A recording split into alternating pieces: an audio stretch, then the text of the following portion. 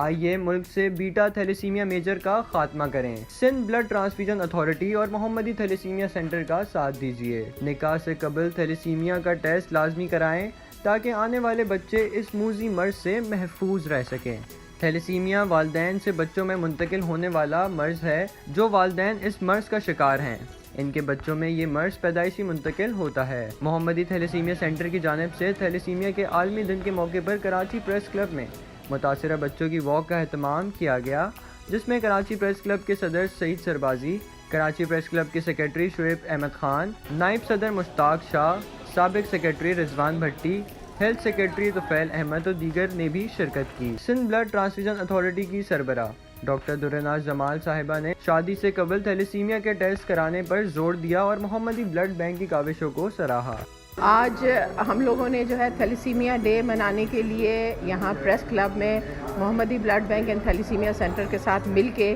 ایک علامتی واک کا اہتمام کروایا تھا، جس میں تھیلیسیمیا کے بچے، ان کی فیملیز، ہمارے یہاں پریس کلب کے ممبران اور ڈاکٹرز شامل تھے۔